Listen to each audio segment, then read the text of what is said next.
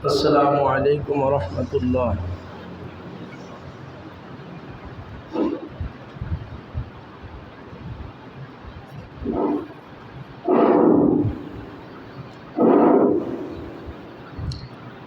إن الحمد لله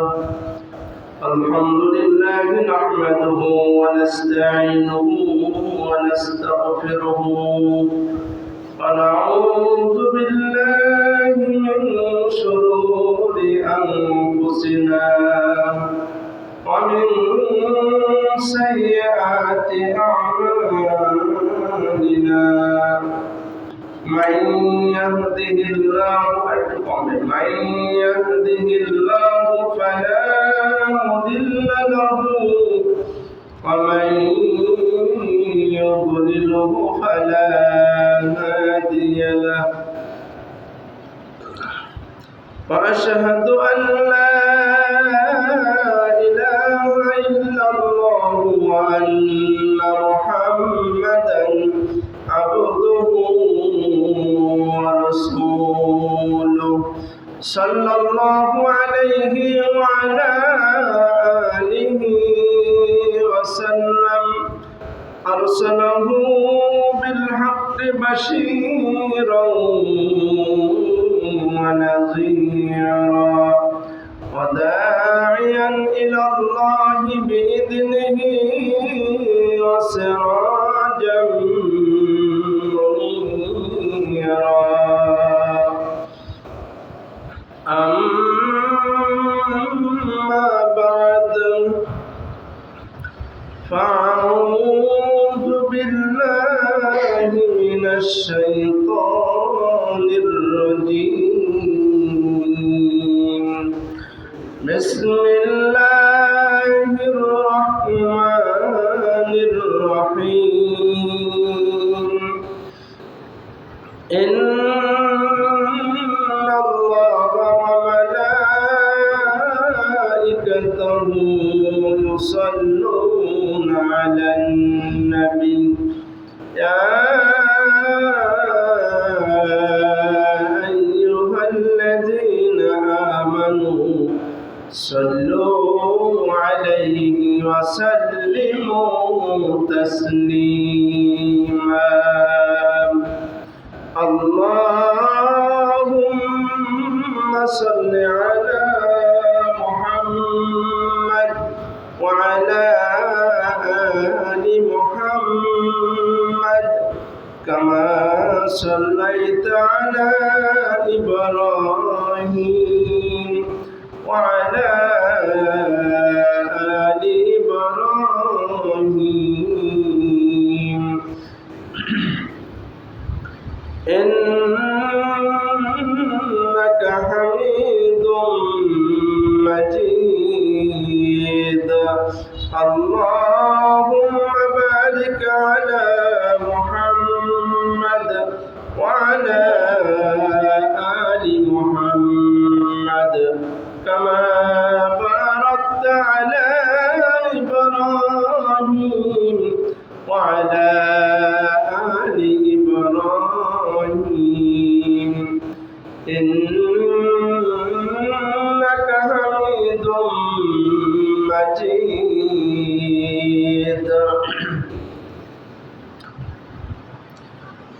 معزز محترم حضرات علماء کرام মুরব্বিয়ান کرام যুবক ভাইয়ের আমার পর্দার আড়ালে সম্মানিত মা ও বোনেরা, আমরা সকলে মিলে মহান মনিবের দরবারে প্রাণ খুলে শুকরিয়া আদায় করব যে রব্বুল আলামিন আমাদেরকে এক মাস সিয়াম পালন করার তৌফিক দান করেছেন, কিয়াম করার তৌফিক দান করেছেন, দান সাদাকা করার তৌফিক দান করেছেন, ইতিকাফ করার তৌফিক দিয়েছেন অনেককে।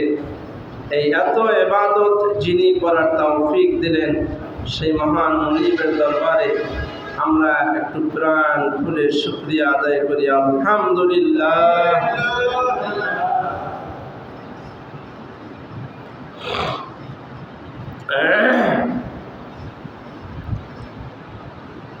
আমরা রমাদান মাসে যেভাবে ইবাদতে মশগুল ছিলাম, নামাজের আমাদের কাছে যে গুরুত্ব ছিল, আমরা অনেক সময় দেখতে পাই রমাদান শেষ হয়ে গেলে আবার নামাজের গুরুত্বটা কমে যায়। অনেকেই নামাজ এখন আর সেই আগের মতো জামাতে আসে না, ইচ্ছা মতন মাঝে মধ্যে পড়ে, মাঝে মধ্যে পড়ে না, এই নামাজের অবহেলা হয়ে যায়। আসলে মূলত রোজা আমাদেরকে জন্য কি নিয়ে এসেছিলেন? এই সিয়াম, কিয়াম, তারপরে কোরআন তেলাওয়াত, দান সাদাকা, তাকওয়া, এই অনেকগুলি শিক্ষা আমাদের জন্য রোজা প্রশিক্ষণ দিয়েছে 1 মাস।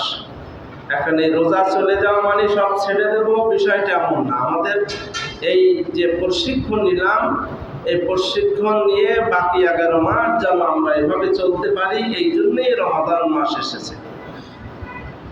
তাই জন্য আমি নামাজটা আমাদের থেকে হালকা না হয়ে যায়, নামাজের গুরুত্বটা কমে না যায়। নামাজে যেমন জামাতে এখন ফজরে অনেক লোক হয়, মাগরিবে 5 ওয়াক্ত নামাজেই দেখা যায় মসজিদ ভরে যায়, কিন্তু রমাদান গেলে আবার নামাজটা কমে যায়, মুসল্লি কমে যায়। একই এলাকায় একই মুসল্লি, তা কমলে তাহলে বোঝা যায় যে নামাজের গুরুত্ব কমে গেছে। এই জন্য আসলে আমাদের নামাজটা বুঝতে হবে, সালাত কি জিনিস। এই ইবাদত, সালাত এমন এক ইবাদত, এটা কোনো অবস্থাতে কমানো বাড়ানো যাবে না। আপনি যদি সাগরেও পড়ে যান, সে সময় ঢেউ ঢেউ ভাসতেছেন, তখনও যদি মনে হয় যে একটা নামাজের রূপ এখন চলছে, তাহলে ওই ঢেউ ঢেউ আপনার নিয়ত করে নামাজ পড়তে হবে, চোখের ইশারায়। এটা এমন একটা, এটা কোনো রকম ছাড়ার সুযোগ নেই। অন্য সব ইবাদত একটু কম বেশ হলে বিশেষ কোনো সমস্যা হয় না, কিন্তু একমাত্র নামাজ, এটা ছাড়ার কোনো সুযোগ নাই। আমরা সরাসরি কোরআন থেকে, হাদিস থেকে শুনি নামাজের গুরুত্ব সম্পর্কে। সূরাতুল মুমিনুন, এখানে আল্লাহ পাক রব্বুল আলামিন প্রথম দিকে মুমিনের গুণ বর্ণনা করেছেন। قد أفلح المؤمنون الذين هم في صلاتهم خاشعون। আল্লাহ পাক রব্বুল আলামিন ইরশাদ করেছেন, যেই ব্যক্তি ঈমান এনেছে তিনি সফল কাম হয়ে গেছেন।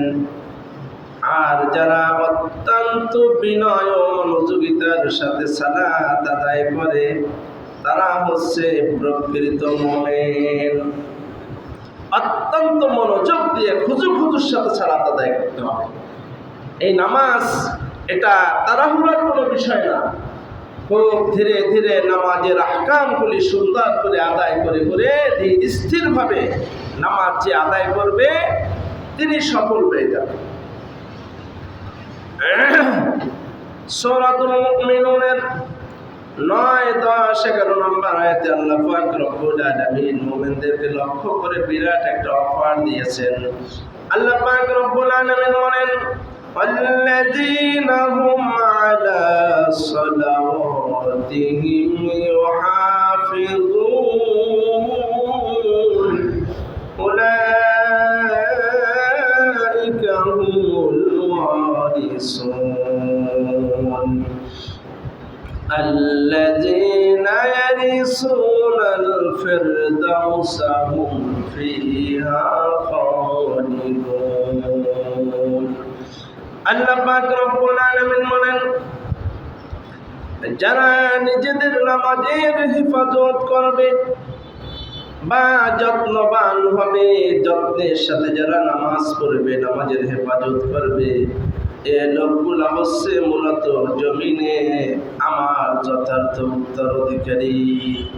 আল্লাহ পাক কত বড় কথা বলেছেন, যারা সুন্দর করে নামাজ পড়ে, নামাজের হেফাজত করে, এরা হচ্ছে জমিনে আমি আল্লাহর উত্তরসূরি। সুবহানাল্লাহ, সুবহানাল্লাহ।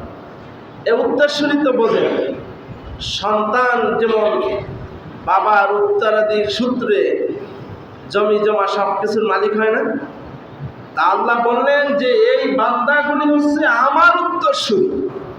তা আল্লাহর যারা উত্তরসূরি হয়, তারা আল্লাহর কাছ থেকে অনেক কিছু পাবে না। আমরা যদি দুনিয়ার বাবার কাছ থেকে গাড়ি বাড়ি সব পাই, আল্লাহর উত্তরাধিকার সূত্রে আমরা এমন এক মালিকের উত্তরাধিকারী, তিনি তো মহান সত্তা, তার সম্পদের কোনো শেষ নেই। আল্লাহ বলছেন এরা আমার উত্তরসূরি। তা আল্লাহ কি দেবেন তার সামনের আয়াতে বলেছেন, আল্লাযীনা ইয়ারিসুনাল ফিরদাউসা হুম ফিহা খালিদুন। আল্লাহু আকবার। আল্লাহ বলছেন আমার যারা উত্তরসূরি হবে, আমি আল্লাহ তাদেরকে জান্নাতুল ফেরদাউস দান করব, মালিক বানাই দেব। সুবহানাল্লাহ। আল্লাহর উত্তরাধিকার সূত্রে আমরা কি পাবো? জান্নাতুল ফেরদাউস, আখিরাতে সবচেয়ে বড় নেয়ামত, জান্নাতের মধ্যে সবচেয়ে বড় জান্নাত এবং সম্মানিত জায়গা। আল্লাহ বলছেন আমার উত্তরাধিকার যখন হয়েছে, আমি আল্লাহ তোমাদের এমন পুরস্কার দেব যেটা আখিরাতে সবচেয়ে বড় জান্নাতুল ফেরদাউস, এটা তোমাদের দান করব, মালিকানা দিয়ে দেব। উত্তরসূরি হিসাবে বাবার জমি জমার যেন মালিক হয়, আমি আল্লাহ তোমাদের জান্নাতের মালিক বানাই দেব। সুবহানাল্লাহ, সুবহানাল্লাহ। তাই নামাজটা কিভাবে পড়তে হবে? নবী করিম সাল্লাল্লাহু আলাইহি ওয়াসাল্লাম ইরশাদ করেছেন, বুখারীর বর্ণনা এসেছে, নামাজটা যখন তোমরা আদায় করবে, আল্লাহর ভয় নিয়ে আদায় করবে, মৃত্যুর ভয় নিয়ে আদায় করবে। মনে করতে হবে আমরা এখন জুমা পড়ে যাব, আসরে আর পড়তে পারবো কিনা গ্যারান্টি নাই। আছে এই জুমা থেকে আসর পর্যন্ত সারা পৃথিবীতেও তো অনেক মানুষ বিদায় নেবে, এই সময় নেবে না। এই জন্য আমাদের গ্যারান্টি নাই। আমাদের এভাবে অনুশোচনা নিয়ে নামাজ পড়তে হবে যে আমি হয়তো আজ আসরে চান্স নাও পেতে পারি, এটা আমার জীবনের শেষ নামাজ।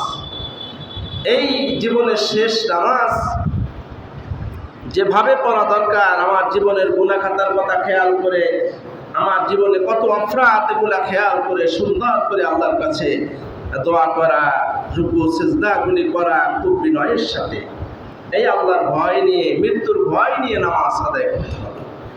2 নাম্বার হচ্ছে নামাজে যা কিছু তেলাওয়াত করবে এগুলা বিশুদ্ধভাবে তেলাওয়াত করতে হবে এবং সেগুলো অর্থ বুঝে বুঝে পড়া বেশি উত্তম। অর্থ বুঝে যখন নামাজ পড়বেন তখন আপনার অনেক বেশি নামাজে তৃপ্তি আসবে, ভালো লাগবে। সূরাগুলি পড়তেছেন, কি পড়তেছেন যদি বুঝতে পারেন অনেক ভালো লাগবে না? নামাজে মনোযোগটা এদিক সেদিক যাবে না, মুখে তেলাওয়াত চলছে, অন্তরের অর্থ চলছে, আমি কি বলতেছি, কত সুন্দর কথা আল্লাহর প্রশংসা করছি, আলহামদুলিল্লাহি রাব্বিল আলামিন।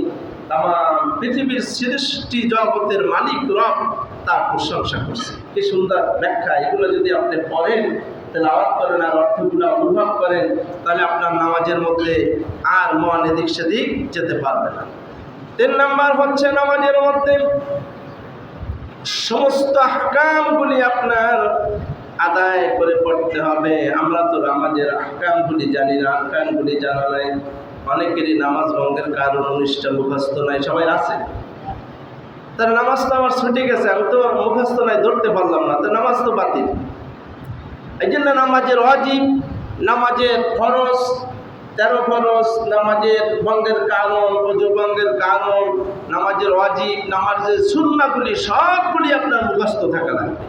আবেগ দিয়ে নামাজ পড়লে হবে না, বিবেক দিয়ে নামাজ পড়া লাগবে, এগুলো জানতে হবে। তাইলে সমস্ত নামাজের মাসালাগুলি আপনার মুখস্থ থাকা লাগবে। মুসলিম হিসাবে এটাই ফরজ। এই জন্য তো এলেম শিক্ষা করা ফরজ। অন্তত ইবাদত করতে যতটুকু এলেম লাগে প্রত্যেক মুসলমানের উপর বাধ্যতামূলক, এটা ফরজ। আর কেউ যদি এই ফরজ আদায় না করে, কিয়ামতের ময়দানে তিনি দায়ী হয়ে যাবেন। নামাজের সমস্ত সুন্নাহ তরিকাগুলো জানা লাগবে। এই নামাজের সুন্নাহ তরিকা যদি আমি দেখি, ঠিক মতো নবীজি যেভাবে নামাজ পড়েছেন, শতকরা 90% মুসল্লির সেভাবে নামাজ হয় না।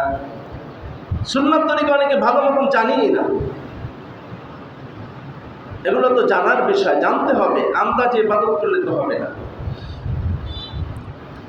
সূরা বাকারার 238 নং আয়াতে আল্লাহ পাক রব্বুল আলামিন ইরশাদ করেছেন, হাফিজু আলাস সালাওয়াতি ওয়াস সালাতিল উসতা। আল্লাহ পাক রব্বুল আলামিন বলেন, তোমরা সালাতের প্রতি যত্নবান হও। সালাতকে আমার দায়িত্ব মনে করি, সালাতকে আমরা দায়িত্ব মনে করি। আল্লাহ একটা দায়িত্ব চাপাই দিয়েছে, তাই করতে হয়। কিন্তু বিষয়টা এমন নয়, সালাত আসলে দায়িত্ব নয়। আল্লাহ পাকের আমাদের জন্য একটা বিশেষ সুযোগ দিয়েছেন। সালাত মানে হচ্ছে আমাদের জন্য একটা বিশেষ সুযোগ সুবিধা। কারণ হচ্ছে সালাতের মাধ্যমে দৈনিক আমরা আল্লাহ পাক রব্বুল আলামিনের কাছে 5 বার কথা বলার সুযোগ পেয়ে যাই। সুবহানাল্লাহ। বান্দা যখন সিজদা করে, ওয়াসজুদ ওয়াক্তারিব, আল্লাহ বলেন বান্দা সব চাইতে আমার নিকটবর্তী হয়ে যায়, আমার আপন হয়ে যায়। ওই সময় সিজদায় করে যদি বান্দা বলে, আয় আল্লাহ আমি এই বিপদে পড়েছি, আল্লাহুম্মা আজিরনি মিনান নার, আল্লাহ তুমি আমারে জাহান্নামের আগুন থেকে বাঁচাই দাও, আল্লাহ আপনার ডাকে সাড়া দিয়ে দিবে। যখন বান্দা সূরা ফাতিহা পড়ে, প্রত্যেক আয়াতে আল্লাহ পাক রব্বুল আলামিন জবাব দিয়ে থাকে বান্দার তেলাওয়াতের সাথে সাথে।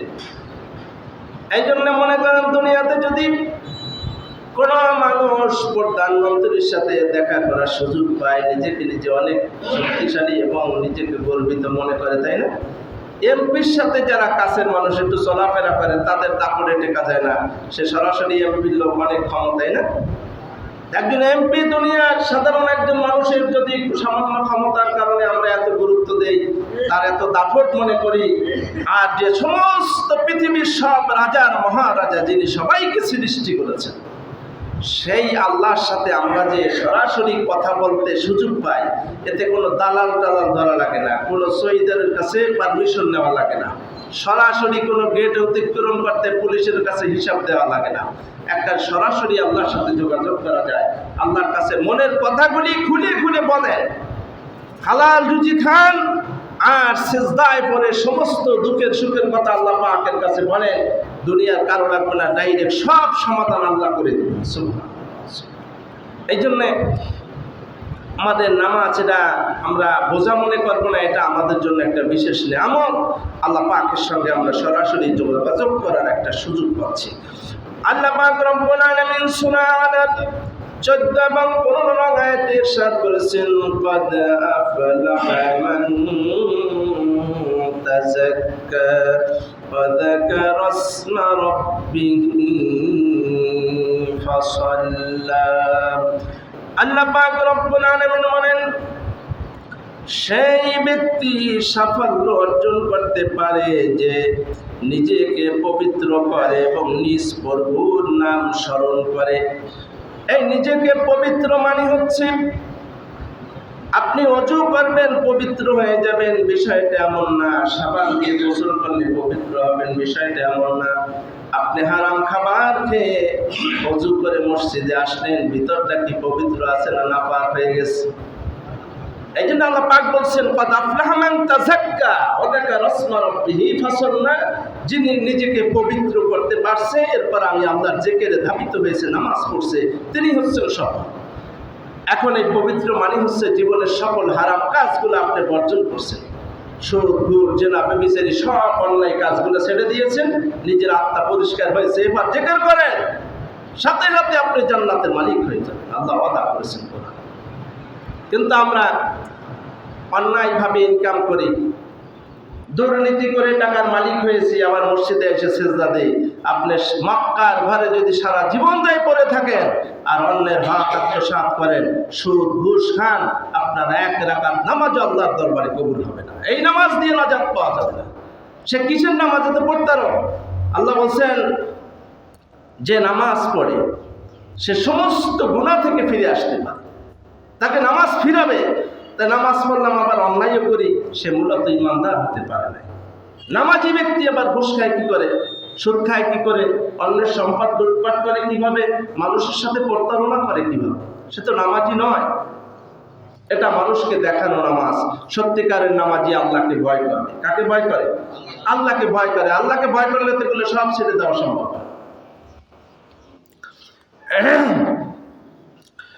এই জন্য আমাদের দিলটাকে পবিত্র করতে হবে, অন্তরটাকে পবিত্র করতে হবে। যদি আমরা অন্তরকে পবিত্র করতে না পারি, আমাদের নামাজ দিয়ে আমরা এই নামাজ দিয়ে নাজাত পাবো না। আল্লাহ তো বললেন ফাওয়াইলুল লিল মুসাল্লিন আল্লাযীনা হুম আন সালাতিহিম সাহুন। আল্লাহ পাক রব্বুল আলামিন বলেন অধিকাংশ মুসল্লি জাহান্নামে যাবে। যারা নামাজ পড়ছে কিন্তু অধিকাংশ মুসল্লি জাহান্নামে যাবে। যারা নামাজ পড়ে কিন্তু নামাজের বাস্তবতা তার মধ্যে কিছু নাই। নামাজ পড়ে, মিথ্যা পড়ে, নামাজ পড়ে, ঘুষ খায়, সুদ খায়, জেনা, ব্যভিচারী, নানান কায়দায় তারা জড়িত, অথচ নামাজ পড়ে। অনেক নামাজি পাঁচ ওয়াক্ত নামাজ জামাতে পড়ে দেখি, আবার সে ব্যবসায় প্রতারণা করে, মিথ্যা বলে, ভেজাল করে। এটা হচ্ছে আল্লাহর সাথে তামাশা করা। একজন নামাজি ব্যক্তি কোনোদিন প্রতারক হতে পারে না। এবার আল্লাহ পাক রব্বুল আলামিন সূরা মাআরিজের 19 এবং 22 আয়াতে ইরশাদ করেছেন ইন্নাল ইনসানা খুলিকা হালুআ ইযা মাসসাহু শাররু জাযুআ ওয়া ইযা মাসসাহুল খায়রু মানুআ ইল্লাল মুসাল্লিন। আল্লাহ পাক রব্বুল আলামিন বলেন নিশ্চয়ই মানুষ সৃষ্টিগতভাবে একটু অস্থির প্রকৃতির। আমরা অস্থির হয়ে যায়, একটু যদি বিপদ দেখা যায় আমরা কিন্তু অস্থির হয়ে যাই। ডাক্তার যদি বলে যে আপনাদের হার্ট ব্লক হয়ে গেছে, আমরা পেরেশানি হয়ে যায় না? এই যে আমরা অস্থির প্রকৃতি আল্লাহ বললেন, আর অধৈর্য আমাদের। কিন্তু একমাত্র আল্লাহ পাক বলছেন একমাত্র নামাজি বান্দা, খাঁটি নামাজি যারা, তারা মাত্র এর উপরে উঠতে পারে। এদের বিপদ আসলে আল্লাহ পাক বলছেন এরা এক তো অধৈর্য হয়ে যায়, 2 নাম্বার হচ্ছে যখন তাদেরকে অর্থ দেওয়া হয়, সম্পদ হয়, তখন তারা কৃপণ হয়ে যায়। অনেক সম্পদ হয়েছে কিন্তু কৃপণ হয়ে গেছে, টাকা ছাড়তে চায় না, ধরে রাখতে চায়। এই যে শক্ত করে আপনি ধরে রাখতে চান, এই টাকা তো আপনার জন্য বিপদ। মা আগুনা আন্নি মালিয়া, আল্লাহ বলছেন এই মাল সম্পদ কোনো কাজে আসবে না। যদি ভালো কাজে খরচই না করতে পারেন, যাকাত যদি নাই দিতে পারেন, এই টাকা হবে আপনার জন্য বিশাল সাপ। এই সাপ আপনাকে ধ্বংসন করবে। তা আপনি ধরে রাখবেন কেন? দিছে আল্লাহ, আবার আল্লাহ রাস্তায় খরচ করা লাগবে না?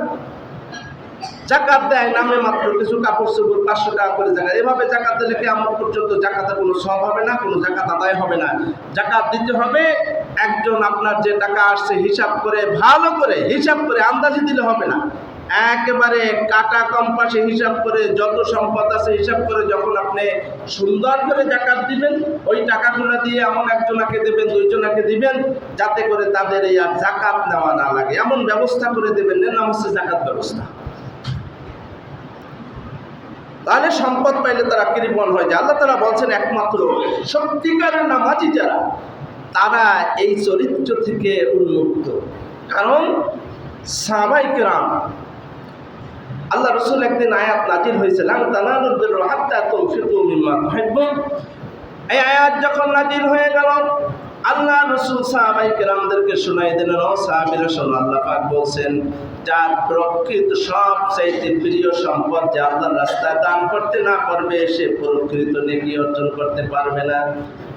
এই আয়াত যখন শোনাই দিলেন, তালহা রাদিয়াল্লাহু তাআলা আনহু আল্লাহ রাসূলের দরবারে এসে বলছেন, ইয়া রাসূলুল্লাহ, মসজিদে নববীর পাশে আমার সবচেয়ে বড় যে বাড়িটা, আর আমার খেজুরের বাগানের মধ্যে সবচেয়ে বড় খেজুরের বাগানটা, আর আমার একটা পানির কূপ, আমি সবগুলি আপনার আল্লাহর জন্য দান করে দিলাম। সুবহানাল্লাহ। আমরা পারবো সবচাইতে বড় বাগান, সবচাইতে বড় বাড়িটা, পানির কূপ? ওই সময় তো অনেক টাকা ছিল, দাম ছিল, সবাই পানির অভাব ছিল। এই 3টা সম্পদ একই টাইমে দান করে দিল। তাদের এই দুনিয়ার জন্য কোনো সম্পদের মায়া ছিল না, তারা ছিলেন প্রকৃতির ইমানদার নামাজি। এবং হযরত ইব্রাহিম আলাইহিস সালামকে আল্লাহ পরীক্ষা করলেন। তো কত পরীক্ষা, কয়েকজন সন্তান জবাই করা লাগবে, ইতিহাসটি জানেন।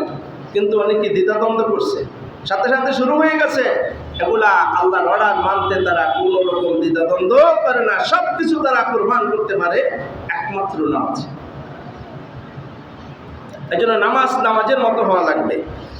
সহিহ বুখারী প্রথম খণ্ড 197 নং হাদিস, হাদিসটি সহিহ মুসলিমে এসেছে প্রথম খণ্ড 462 নং হাদিস। নবী করিম সাল্লাল্লাহু আলাইহি ওয়াসাল্লাম ইরশাদ করেন, ও সাহাবীরা শোনো, তোমাদের বাড়ির সামনে যদি একটা কূপ থাকে বা একটা নদী থাকে, এই নদীতে যদি দৈনিক কোনো ব্যক্তি 5 বার গোসল করে, তাহলে ওই লোকটার গায়ে কি কোনো ময়লা থাকতে পারবে? সাহাবীরা বললেন, ইয়া রাসূলুল্লাহ, একটা লোক যদি দৈনিক 5 বার গোসল করে তার গায়ে কোনো ময়লা থাকতে পারে না। তখন আল্লাহর নবী বললেন, ও সাহাবীরা শোনো, যেই ব্যক্তি সুন্দর করে 5 বার গোসল 5 ওয়াক্ত নামাজ জামাতের সাথে পড়বে, তার আমলনামায় কোনো গুনাহ থাকতে পারে না, একেবারে বেকসুর খালাস নিষ্পাপ হয়ে যায়। কিন্তু নামাজটা নামাজের মতো হওয়া লাগবে।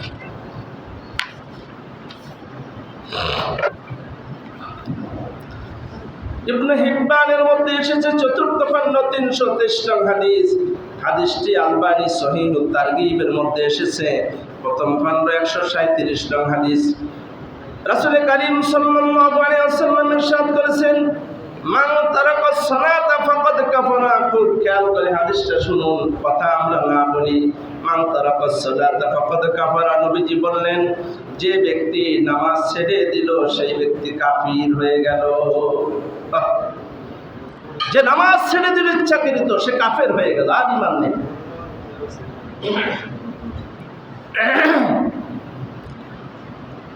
নামাজ ত্যাগকারী কখনো মুসলিম হতে পারে না। নামাজ কাজা করাকে কুফরি গুনাহ মনে করতেন সাহাবায়ে কেরাম। নবীজি অন্য কোনো ইবাদত ছুটে গেলে কাফের মনে করতেন না। একটা মানুষ হজ ফরজ হয়েছে, এবছর যাইতে পারে না, আগামীতে যাবে, কিন্তু সে কাফের হয়নি।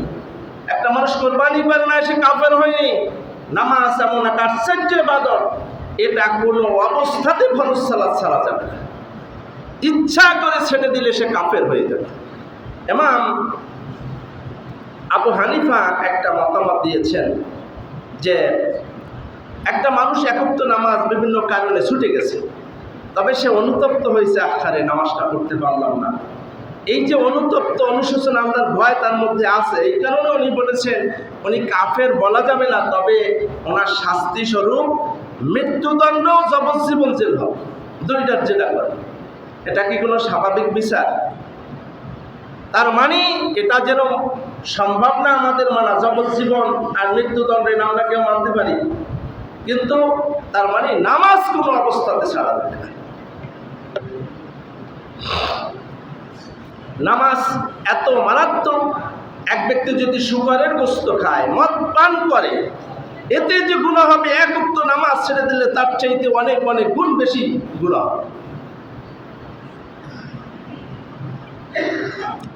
শুধু তাই নয়, ভয়ঙ্কর একটা মাসালা শুনুন। কোন পরিবারে যদি স্ত্রী নামাজ পড়ে, স্বামী নামাজ পড়ে না, তাদের বিবাহ বিচ্ছেদ হয়ে যায়, অটো তালাক হয়ে যায়। তাদের সন্তানগুলি হবে অবৈধ সন্তান। তারা যে স্বামী স্ত্রী যে সময় কাটাচ্ছে, কিয়ামতের ময়দানে তাদের হাসর নাসর হবে, জিনা ব্যভিচারীর কাতারে ওঠা লাগবে। কি ভয়ঙ্কর কথা! এরকম ফ্যামিলি আছে না? স্ত্রী নামাজি, স্বামী নামাজ পড়ে না। আবার অনেক জায়গায় দেখা যায় স্বামী নামাজ পড়ে, স্ত্রীর অলসতা আছে, নামাজ পড়ে না, তাদেরও বিবাহ বিচ্ছেদ।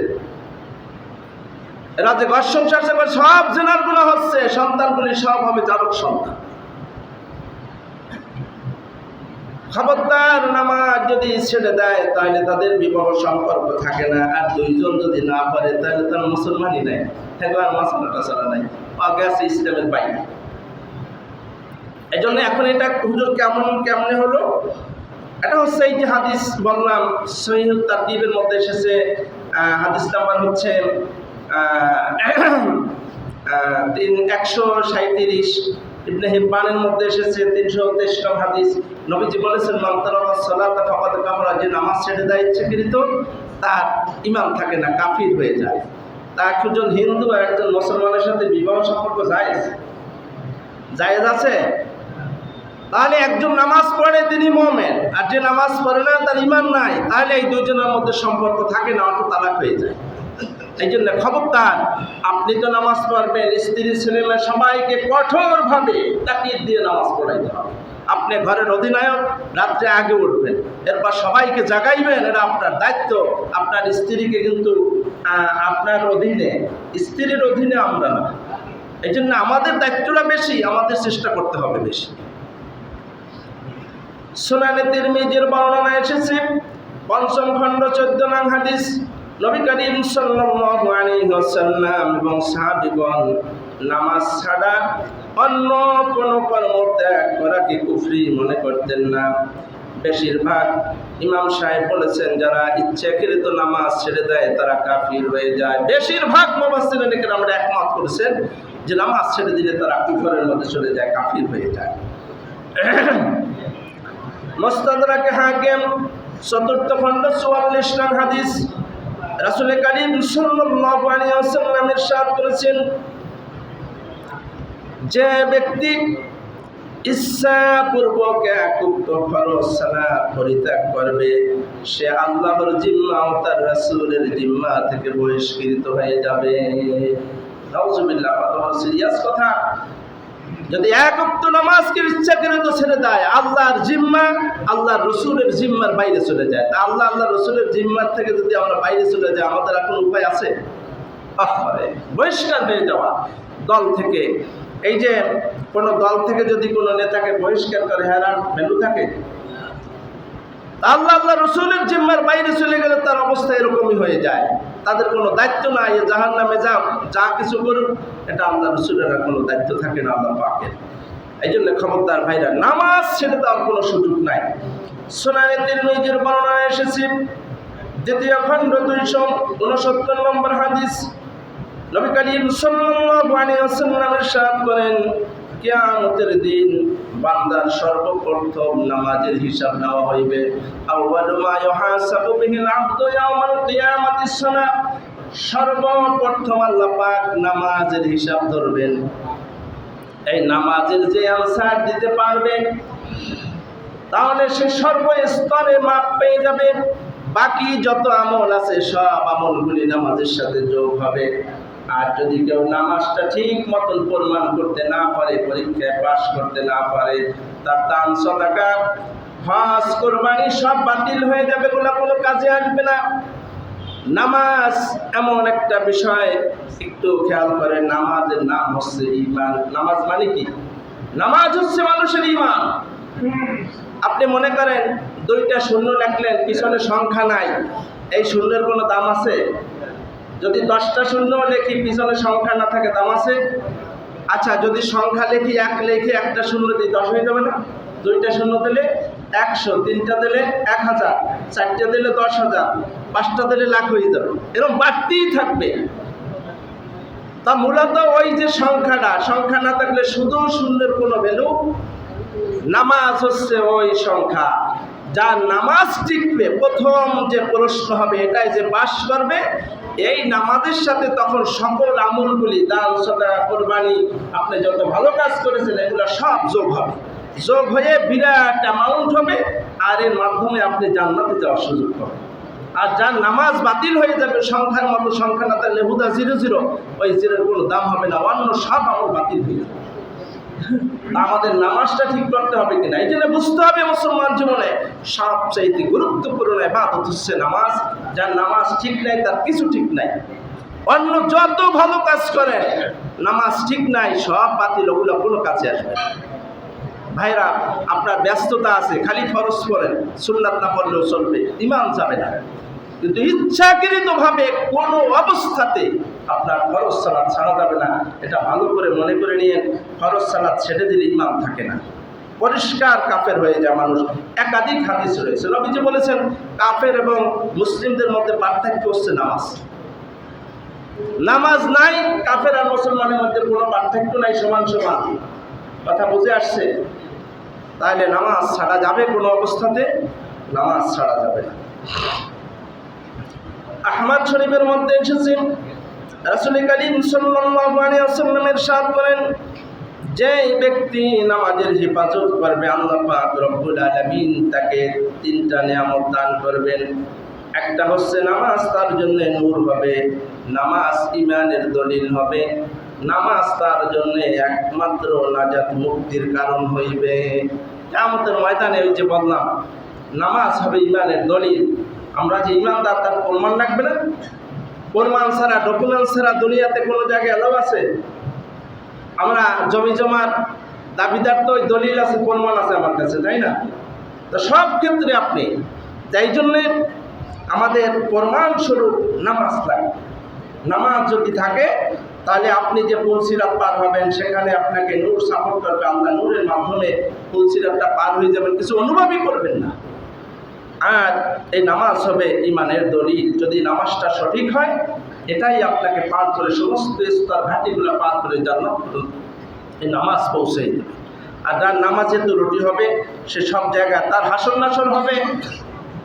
কারণ উবাই বিন খালফের সঙ্গে কাফের মুশরিকদের সাথে তার হাসর নাসর হবে যে নামাজের হেফাজত করবে, আর তাদের সাথে যাদের হাসর হবে তাদের স্থান হবে জাহান্নাম।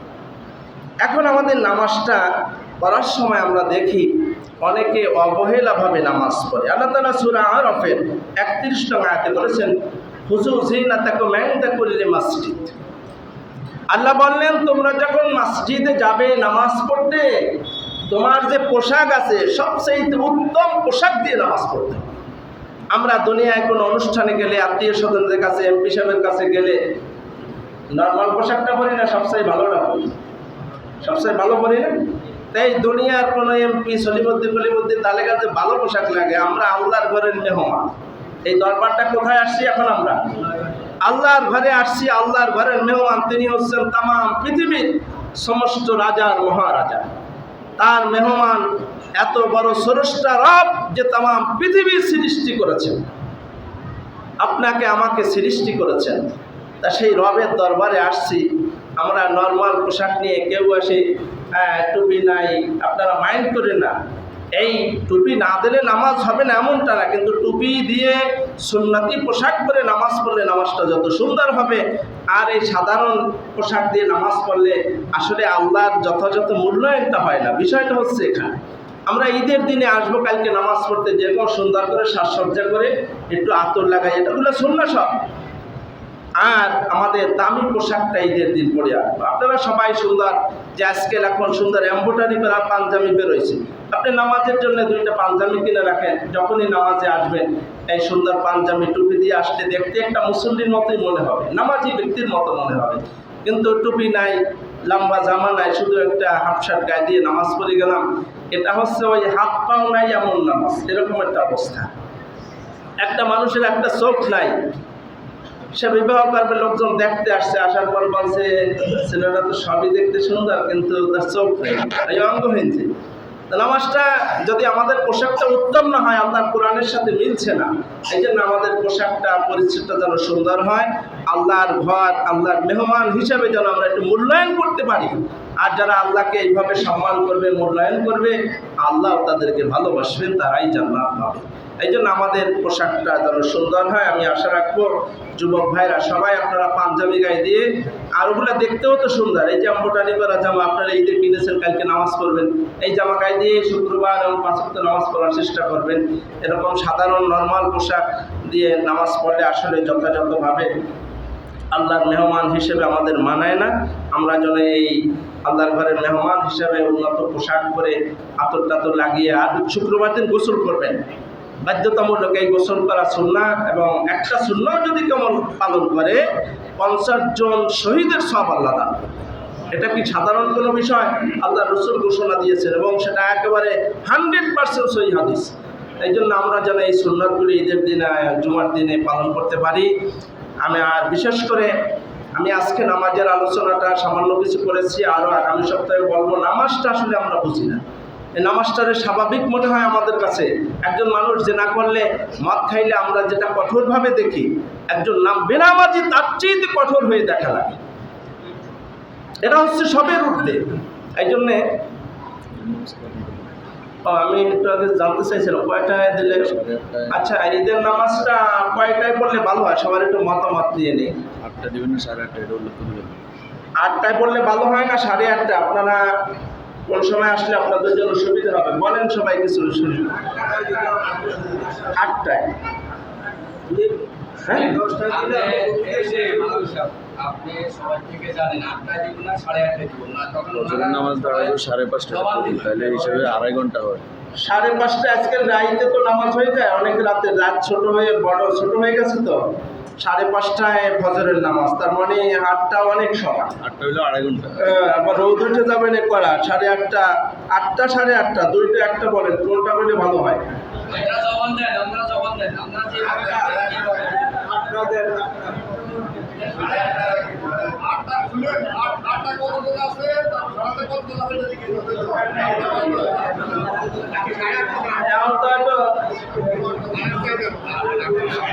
এখন তো কোরবানি না, যদি 8:30টায় ভালো হয় তাহলে 8:30টায় তো সময় টময় নিয়ে আমরা একটু কথাবার্তাও আছে, তো আমাদের কিছু ছাত্ররা আছে, তারা আপনাদের কিছু প্রদর্শনী দেখাবে কি লেখাপড়া করে, এ বিষয়ে আপনারা একটু বাচ্চাদের কাছ থেকে দেখবেন। 8:30 হলে মনে হয় ভালো হয়।